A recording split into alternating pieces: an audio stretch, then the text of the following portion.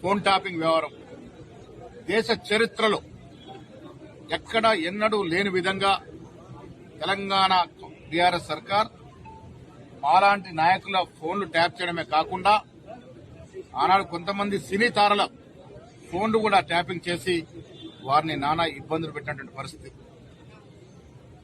ప్రభుత్వంలో ఉన్నటువంటి బడా రాజకీయ నాయకులు, బడా అధికారులు వారి అవసరాల కోసం ఇష్టం వచ్చిన రీతిన రాజకీయ నాయకుల మీద, సినీ తారల మీద, ప్రముఖ పారిశ్రామికవేత్తల మీద, కొంతమంది జడ్జిల మీద కూడా ఫోన్ ట్యాపింగ్ చేసినటువంటి ఘనమైన నీత చరిత్ర బీఆర్ఎస్ పార్టీ. ఇలా రాష్ట్ర ప్రభుత్వాన్ని సిట్ అధికారులు కోరుతా ఉన్నాను, 650 ఫోన్లు ఏదైతే ట్యాప్ చేసినారో బహిర్గతం చేయండి.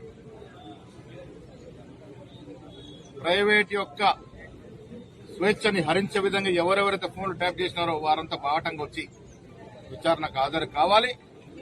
దేశ చరిత్ర ఇంత పెద్ద నేరం చేసినటువంటి కేసీఆర్, మళ్లీ చెప్తా ఉన్నా, కేసీఆర్ ప్రమేయం లేందే ఆనాడు ప్రభాకర్ రావు వారి ఫోన్ ట్యాపింగ్ పడపడి ఉండకపోవచ్చు.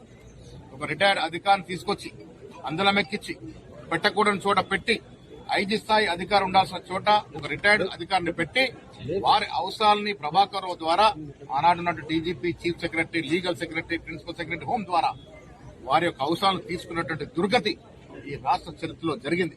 కాబట్టి ప్రతి ఒక్కడూ ఫోన్ ట్యాపింగ్ లో పాలం పంచుకున్న ప్రతి రాజకీయ నాయకుడు జైలుకు పోవాల్సిందే. దేశ చరిత్ర ఒక పెద్ద నేరం. ఈ నేరం నుంచి ఎవ్వరు కూడా ఉపేక్షించడం లేదు. రాష్ట్ర ప్రభుత్వానికి ముఖ్యమంత్రి డిమాండ్ చేస్తా ఉన్నాం, సిట్ విషయంలో ఎక్కడ కూడా అమరికలు లేకుండా న్యాయ విచారణ జరగాల. ఈ తప్పిదం చేసిన అందరూ కూడా జైల్లోకి పోవాలి.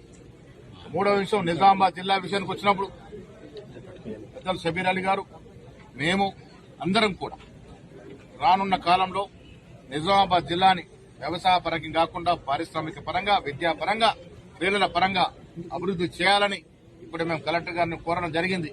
ఏ అవసరాలు ఇక్కడ జిల్లాలు ఉన్నాయో అవన్నీ కూడా తెచ్చుకునే విధంగా ప్రయత్నం చేస్తామనే మాట కూడా ఈ సందర్భంగా మనవి చేస్తూ పెద్దలు షబీర్ అలీ గారు మాట్లాడుతున్నారు.